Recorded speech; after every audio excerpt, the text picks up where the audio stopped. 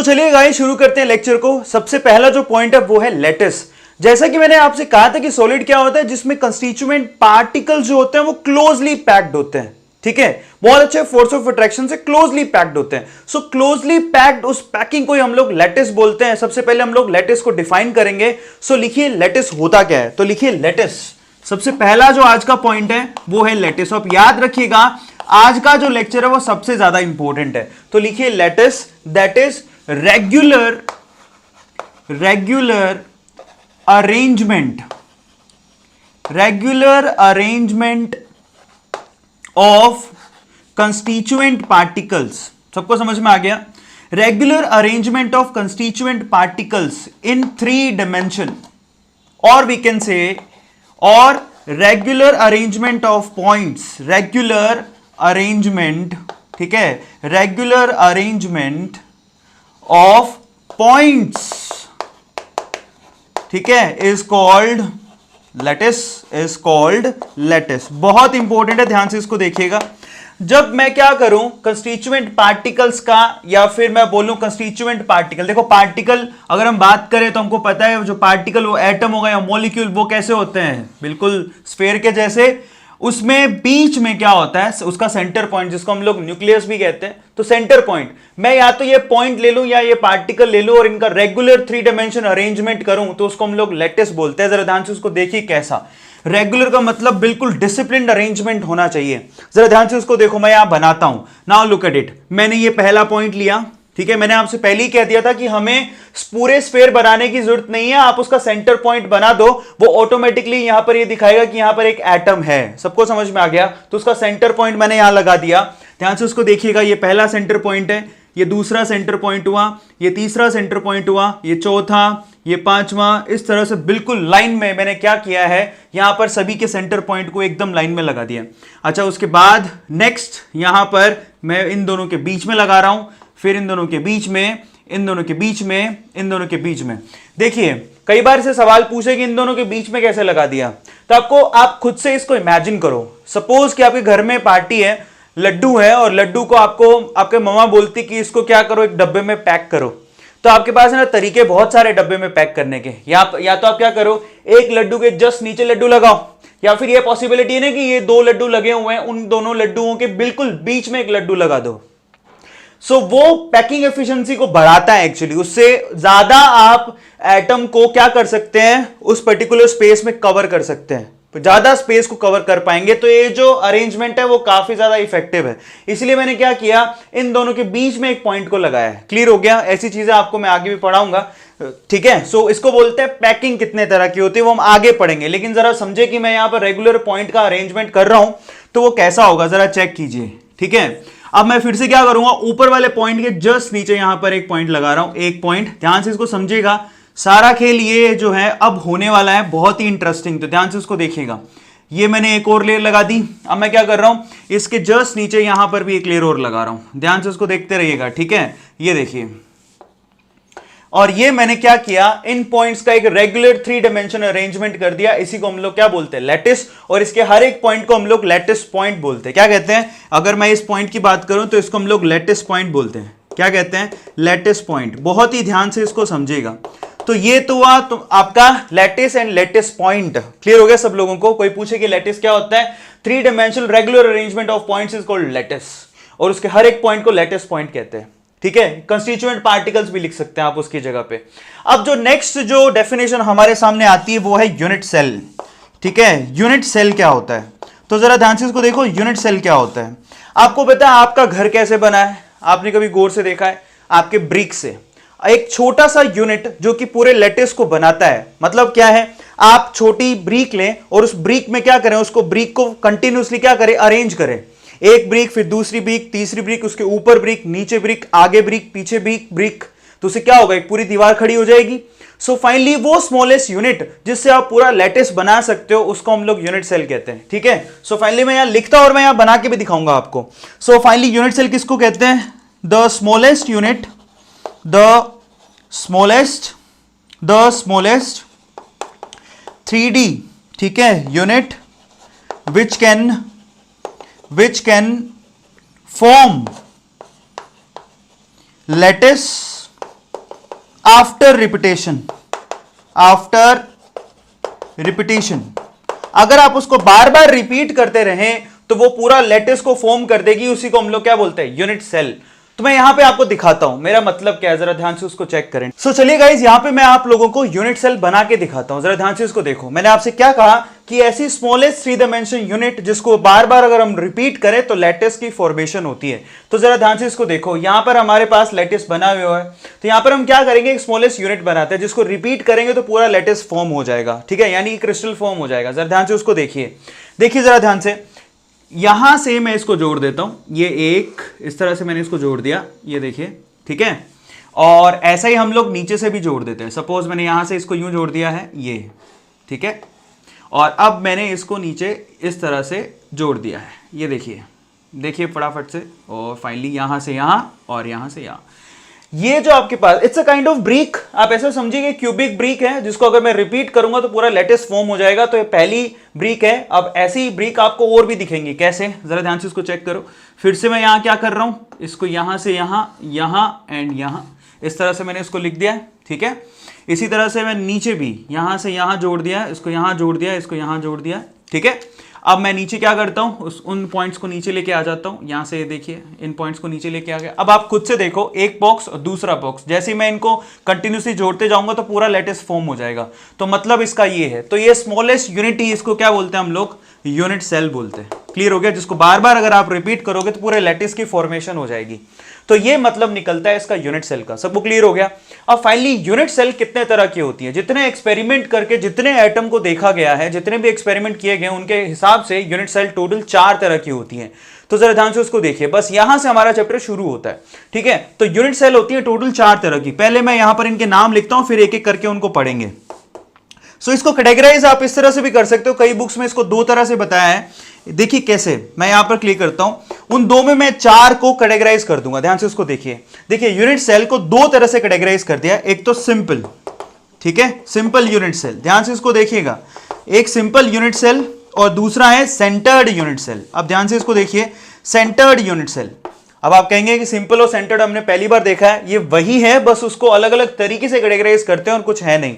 देखिए सिंपल को हम लोग प्रिमिटिव यूनिट सेल भी कहते हैं। क्या कहते हैं, primitive unit cell, primitive unit cell. Clear हो गया, इसका ये भी नाम है। तो अगर आप ये नाम भी देखें तो आप घबराइएगा नहीं, एक ही बात है, प्रिमिटिव का मतलब सिंपल यूनिट सेल ही होती है। अब ये क्या होता है हम आगे पढ़ते हैं। और सेंटर्ड यूनिट सेल जो है ना, टोटल 3 तरह की होती है। अब देखिए हो गया ना अपने आप से 4 तरह से। ध्यान से उसको देखिए, ये 4 तरीके से हो गया। पहला है सिंपल, अब जो मैं 3 लिखने जा रहा हूं वो सेंटर्ड यूनिट सेल में काउंट होता है। तो कौन कौन सी है, सबसे पहले है फेस सेंटर्ड, कौन सी है, फेस सेंटर्ड। दूसरी है बॉडी सेंटर्ड, ठीक है, बॉडी सेंटर्ड। और तीसरी है एंड सेंटर्ड। क्या होता है, एंड सेंटर्ड। तो हो गया ना total 4, simple, face centred, body centred and and centred. क्योंकि इनके लास्ट में सेंटर्ड आ रहा है इसलिए हमने यहां पर 2 कैटेगरी बना के उन तीनों को सेंटर्ड में डाल दिया। क्लियर होता है, तो ये ज्यादा बेहतर है। अदरवाइज आपकी बुक में सीधे भी लिखा हुआ है simple, face centred, body centred, and centred, कोई फर्क नहीं पड़ता, हमको तो एक एक करके इनको पढ़ना है। तो यहां पर ये होते हैं यूनिट सेल और इस तरह से इनको कैटेगराइज कर दिया गया है। अब हमें एक एक को समझना है कि सिंपल क्या होता है, फेस सेंटर्ड क्या होता है, बॉडी सेंटर्ड क्या होता है और एंड सेंटर्ड क्या होता है, ठीक है। सो चलिए गाइस फटाफट से आगे चलते हैं, लेकिन उससे पहले इसका स्क्रीनशॉट ले लीजिए। सो चलिए गाइस आगे चलते हैं। अब हम सीखते हैं कितने तरह का यूनिट सेल होता है और साथ ही साथ एटम कितने होते हैं पर यूनिट सेल में। तो ध्यान से उसको देखिएगा, ये बहुत इंपॉर्टेंट टॉपिक है। सो हमने ये तो समझ लिया कि यूनिट सेल का मतलब ऐसा 3 डायमेंशन स्मॉलेस्ट यूनिट जिसको रिपीट करते रहे तो लैटिस बन जाएगा। सो ध्यान से उसको देखिए, यहां पर यूनिट सेल मैंने आपको बताया 4 तरह के। सबसे पहला कौन सा है, सिंपल या प्रिमिटिव। तो मैं यहां लिखता हूं, सबसे पहले सिंपल यूनिट सेल दिखाता हूं आप लोगों को। तो देखिए सिंपल या फिर इसको बोलते हैं प्रिमिटिव। सो प्रिमिटिव, तो सिंपल या फिर प्रिमिटिव यूनिट सेल किसको बोलते हैं, जरा ध्यान से इसको देखो। जहां पर आपके जो एटम होते हैं वो सिर्फ और सिर्फ कहां होते हैं, atoms are only situated at corners. Now this is so much important, जो सिर्फ और सिर्फ कहां हो, कॉर्नर्स पे, ये ध्यान रखना है। यूनिट सेल पे एटम अगर सिर्फ कॉर्नर्स पे ही सिचुएटेड है तो उसको सिंपल या प्रिमिटिव यूनिट सेल बोलते हैं।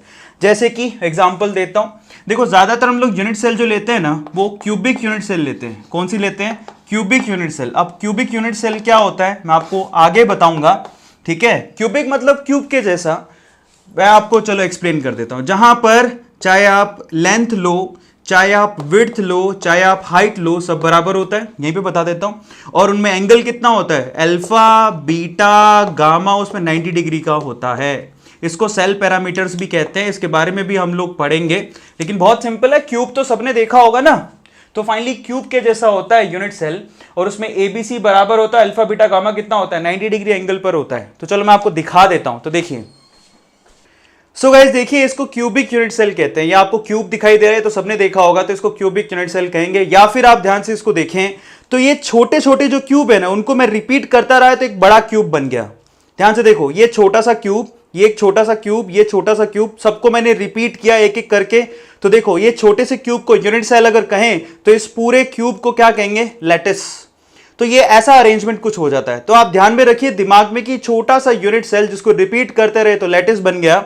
और यहां पर हमें क्या देखना था? यहां पर हमें क्यूबिक यूनिट सेल देखना था। ये देखिए, इसको क्यूबिक यूनिट सेल अगर कहें तो ध्यान से देखो, इसमें ये साइड और ये साइड इक्वल है और सारे एंगल 90 डिग्री के हैं, तो इसको क्यूबिक यूनिट सेल कहते हैं। सबको समझ में आ गया? और अगर हम लोग इसको बनाना चाहते हैं सिंपल और प्रिमिटिव यूनिट सेल, तो इस यूनिट सेल में सिर्फ कॉर्नर्स पे ही क्या होंगे? एटम रखे हुए होंगे। तो देखिए कैसे, ये देखिए मैं यहां बना के दिखाता हूं आपको, जरा ध्यान से इसको देखो कैसे होता है। सपोज कि हमने यहां पर एक क्यूबिक यूनिट सेल बनाते हैं, ठीक है। ये देखिए जरा ध्यान से, ये क्यूबिक यूनिट सेल मैंने बनाया, ये बना दिया, ठीक है, सबको दिखाई दे रहा है। सो अब इस क्यूबिक यूनिट सेल के कॉर्नर कहां पर है जरा चेक करो। ये कॉर्नर 1 2 3 4 5 6 7 8। तो कॉर्नर एक तो कितने होते हैं? 8। ये तो ध्यान रखना, कॉर्नर्स 8 होते हैं। सबको समझ में आ गया? 8 कॉर्नर होते हैं। अब इन कॉर्नर्स पे आपके क्या अरेंज होते हैं? एटम्स अरेंज होते हैं। अब मेरा एक सवाल है जो मैं आपको यहीं पे जवाब उसका दूंगा। मेरा सवाल ये है कि अगर कोई एटम इस यूनिट सेल के कॉर्नर पे रखा हुआ है तो ऐसे रखा होगा ना वो, ध्यान से उसको देखो, इस तरह से, यस और नो, स्फेरिकल एटम इस तरह से रखा होगा। अब मेरा सवाल ये है कि इस यूनिट सेल के अंदर इस स्फेयर का कितना पार्ट आ रहा है, उसको गैस करना आपको। मतलब इस यूनिट सेल के अंदर कितना पार्ट आ रहा है? क्या पूरा का पूरा ये जो बॉल है वो यूनिट सेल के अंदर आ रहा है क्या? नहीं। तो कितना पार्ट आ रहा है जरा उसको चेक कर लो। तो ध्यान से उसको देखो, एक्चुअल में इस पूरे स्फीयर का सिर्फ 1/8 पार्ट ही क्या आता है इस यूनिट सेल के अंदर। ध्यान से उसको चेक करो, इस पूरे स्फीयर का 1/8 पार्ट ही यूनिट सेल के अंदर आ रहा है। अब कैसे मैं आपको जवाब देता हूं, ध्यान से उसको देखो। अब देखो ये पूरा का पूरा बॉल है, मैं पहले इसको आधा बॉल बना दूं, क्योंकि ये आधा बॉल तो कम से कम आपको दिखाई दे रहा है ना, आधा बॉल तो बिल्कुल बाहर ही है। आधा बॉल बना देता हूं पहले, ये देखो यहां से ये आधा बॉल, ध्यान से इसको देखो, ये समझने का बड़ा आसान तरीका है। ये पूरा बॉल था, ध्यान से इसको देखो, ये पूरा बॉल था। अब ये पूरे में से आधा बॉल तो यूनिट सेल के अंदर आ ही नहीं रहा, ठीक है। अब आधा बॉल में आपको दिखाता हूं, आधे बॉल में यहां पर बिल्कुल सेंटर पॉइंट पे आप देखो, यहां से आप 4 इस तरह से देखो, इस तरह से आप लाइन खींच लो। अब आप खुद से ही सोच लो कि कितना पार्ट, और ये है वो, ध्यान से इसको देखो, मैंने जो लाइन खींची, ये एक लाइन, ये दूसरी लाइन, ठीक है, उसके बाद ये तीसरी लाइन और ये चौथी लाइन। अब आप खुद से सोचो कि यहां पर जो ये क्यूब आपको दिखाई दे रहा है, ये वाला क्यूब ये वाला है, ध्यान से उसको देखो, उसमें कितना पार्ट आ रहा होगा। ये देखिए यहां से सिर्फ इतना पार्ट ही आ रहा होगा, जरा चेक करो, आधे का भी 1/4 पार्ट आ रहा है, तो पूरे का कितना हो गया? 1/8 पार्ट। खुद से ही सोच लो, दिमाग लगाओ, आधे का, ये आधा स्फेयर है, उसका 1/4 पार्ट आ रहा है, तो पूरे स्फेयर का कितना आ रहा होगा? सिर्फ 1/8 पार्ट ही तो आ रहा होगा। गैस करके खुद से ही देख लो, आया समझ में? तो ध्यान रखना आपको, अगर कोई एटम कॉर्नर पे होता है उसका 1/8 पार्ट ही यूनिट सेल के अंदर होता है। अब ऐसे बोल कितने हैं जरा चेक करो, टोटल 8 यहां पर ऐसी बोल्स या एटम्स हैं, तो 8 × 1/8 पार्ट, हाउ मच? सिर्फ एक ही एटम हुआ जो एक्चुअल में इस कॉर्नर के रिस्पेक्ट में इस प्रिमिटिव सेल के अंदर है। इस चीज को समझने की बहुत ज्यादा जरूरत है। क्लियर हो गया सब लोगों को? और ये सबसे इंपॉर्टेंट है, कोई पूछे कि इस यूनिट सेल में, अगर ये यूनिट सेल सिंपल या प्रिमिटिव यूनिट सेल है, तो इस यूनिट सेल में कितने एटम है? तो एक कॉर्नर पे एक एटम है, लेकिन उस एक एटम का 1/8 पार्ट ही है। टोटल 8 कॉर्नर बनते हैं, तो यहां पर 8 × 1/8, ठीक है, 8 × 1/8 that is equal to 1 atom. तो सिर्फ एक ही एटम है जो इसके अंदर है एक्चुअल में, ठीक है, यानी कि 1/4, यहां ध्यान से देखो 1/8 पार्ट यहां, 1/8 पार्ट यहां, 1/8 पार्ट यहां, ऐसे करके 8 हैं, तो टोटल एक ही एटम हुआ ना ओवरऑल। तो इसको बोलते हैं सिंपल या फिर प्रिमिटिव यूनिट सेल। सबको क्लियर हो गया? अब सिंपल के बाद आगे चलते हैं। देखिए सिंपल के बाद क्या है, सेंटर्ड यूनिट सेल में सबसे पहले आता है फेस सेंटर्ड। तो नाम से ही जैसे आइडिया लग जाएगा, फेस सेंटर्ड यूनिट सेल, ठीक है, फेस सेंटर्ड यूनिट सेल। तो फेस सेंटर्ड यूनिट में सेल में क्या होता है, यहां पर जो आपके कंस्टिट्यूएंट एटम्स होते हैं बेसिकली वो कहां कहां होते हैं, वो कॉर्नर पे तो होते ही हैं, कॉर्नर्स पे तो होते ही हैं, वो ये जो क्यूब है उनके फेसेस में भी होते हैं, फेसेस के सेंटर पे होते हैं। जरा मैं उसको डायग्रामेटिकली रिप्रेजेंट करता हूं, ठीक है। तो ध्यान से उसको देखो, मैं पहले एक क्यूबिक यूनिट सेल ले लूं, ध्यान से इसको देखो, ये मैंने एक क्यूबिक यूनिट सेल ले लिया। अब यहां पर अगर इसको आप फेस सेंटर्ड बनाना चाहते हैं तो इनके कॉर्नर पे तो होंगे ही, 1 2 3 4 5 6 7 8 कॉर्नर पे तो है ही।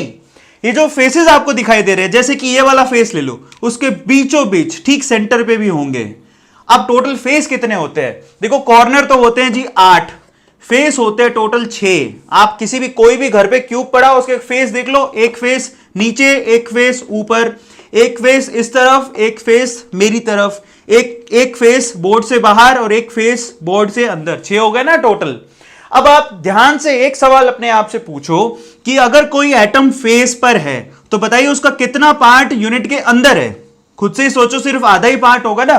एक बॉल इमेजिन करो, जो बॉल आपने फिट करी, जैसे यही फेस ले लो, अगर ये फेस होता तो यहां बॉल इमेजिन करो, तो उस बॉल में आधा बॉल कमरे के अंदर, आधा जो बॉल है बेसिकली उस बॉल के उधर होता दूसरे कमरे में, तो सिर्फ 1/2 पार्ट ये बेसिकली जो कि यूनिट सेल के अंदर होगा, फेस के अंदर। खुद से इमेजिन करके देखो, बहुत इजी है, ठीक है। मैं आपको यहां पर फोटो भी साइड में दिखा दूंगा, इसकी प्रिमिटिव की भी और फेस की भी, ध्यान से उसको देखते रहो, जब टॉपिक चलता रहा होगा आपको फोटो भी दिखेगा।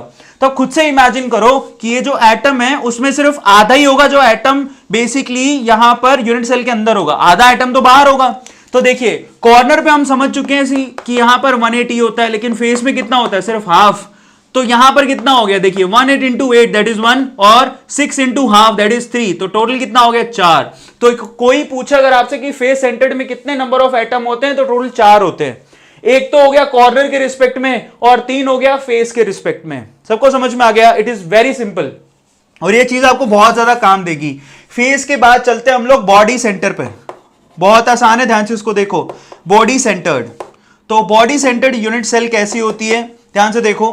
बॉडी सेंटर्ड यूनिट सेल उसको बोलते हैं जहां पर आपके जो कंस्टिट्यूएंट एटम होते हैं वो कॉर्नर पे तो होते ही हैं, साथ ही साथ बॉडी के अंदर भी होता है एक, बहुत इंपॉर्टेंट है, एक बॉडी के अंदर बॉक्स के अंदर रखा हुआ होगा। तो ध्यान से उसको देखो, मैं उसको डायग्रामेटिकली यहां पर बता देता हूं। सपोज कि ये हमने क्यूब ले लिया, यहां पे ये देखिए ये क्यूब दिखाई दे रहा है सब लोगों को। अब फाइनली यहां पर अगर इसको बॉडी सेंटर्ड बनाना चाहते हो तो कॉर्नर पे तो होंगे ही, कॉर्नर पे तो है ही। टोटल कॉर्नर कितने हो गए 8, ध्यान से देखो कॉर्नर पे तो है ही। आप एक बॉल लो, इस बॉक्स के अंदर डाल दो, तो बिल्कुल बॉडी के अंदर भी होंगे, इसको बॉडी सेंटर्ड कहते हैं, मतलब बिल्कुल बीचों बीच। तो मैं बड़ा सा बना देता हूं, ध्यान से इसको देखो, बिल्कुल बॉडी के अंदर, तो ये पूरा ही अंदर होगा। तो आप खुद से सोचो, कॉर्नर पे तो देखो टोटल कॉर्नर होते हैं 8, यस और नो, और कॉर्नर के रिस्पेक्ट में सिर्फ 1/8 पार्ट ही होता है एटम का, तो टोटल कितने हो गए कॉर्नर के रिस्पेक्ट में, तो 1, और एक पूरा बॉडी के अंदर है तो बॉडी के रिस्पेक्ट में एटम कितने हो गए 1, तो 1 और 1 कितना होता है 2। तो पर यूनिट सेल एटम देखिए, सिंपल वाले में 1, फेस सेंटर्ड में 4, बॉडी सेंटर में 2, दिखाई दे रहा है। अब हमारे पास सिर्फ एक ही बचा, कौन सा, वो भी मैं यही बता देता हूं, end centre. Again so much important. So end centre unit cell देखिए, एंड सेंटर यूनिट सेल अगर आप लोगों को बनानी है तो आपके कंस्टिट्यूएंट एटम किधर होंगे, कॉर्नर पे तो होंगे ही, ये तो नेसेसरी है। कॉर्नर के अलावा कहां होंगे, एंड, कोई भी 2 एंड पकड़ लो किसी भी यूनिट सेल के, आपको बताता हूं, ठीक है, कोई भी 2 एंड पकड़ लो, वहां पर होंगे। जरा चेक करो, मैं यहां पर अलग से डायग्राम बना देता हूं, जरा ध्यान से इसको चेक करो। मैं इस तरफ डायग्राम बना देता हूं, ये देखिए फटाफट से। तो यहां पर हमने एक क्यूब बनाया, देखिए ध्यान से इसको देख लीजिएगा, यहां पर हमने एक क्यूब बना दिया। अब उसके कॉर्नर पकड़ लो सबसे पहले, तो ये कॉर्नर पे तो होंगे ही, 1 2 3 4 5 6 7 8 कॉर्नर हो गए। अब कोई 2 एंड पकड़ लो, मतलब समझिए हमने कॉर्नर पे तो लगा ही दिए हैं, ये देखो कॉर्नर पे तो हमने लगा दिए। अब आप कोई भी एक फेस, यहां पर कोई भी एक फेस ऊपर वाला और एक फेस नीचे वाला, मतलब एंड पकड़ लिया इसका, ये फेस और ये फेस, यहां पे एटम अटैच कर दो। कोई भी दो फेसेस, अपोजिट दो फेस कोई भी पकड़ लो।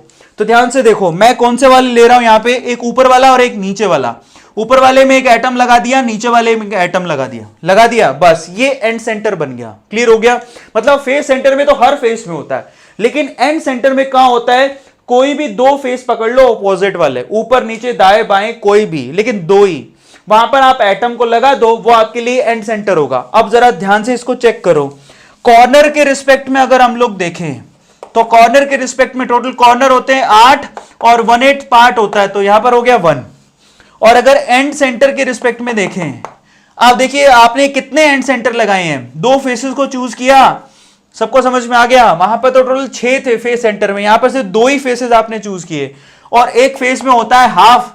सो फाइनली अगर एंड के रिस्पेक्ट में देखें तो देखो यहां पर 2 एंड हमने लिए हैं, और एक अगर फेस को देखें, अगर यहां पर आपने एटम लगाया तो आधा एटम अंदर होगा, आधा एटम बाहर, तो यहां कितना आएगा? 2 into half, that is 1।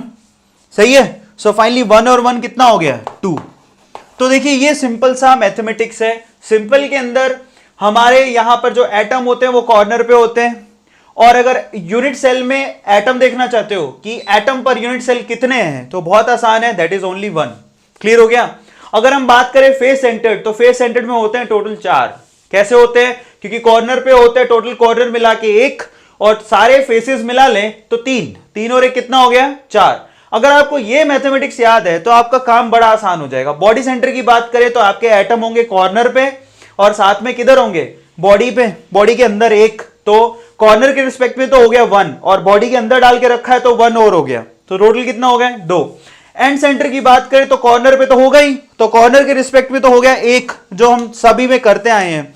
And centre के रिस्पेक्ट में देखिए 2 एंड पकड़ने हैं आपको, तो मैंने ऊपर और नीचे वाला ले लिया, आप कोई भी ले सकते हो, उधर वाला यानी कि दाया और बाया भी ले सकते हो, कोई फर्क नहीं पड़ता उसे, लेफ्ट और राइट भी ले सकते हो।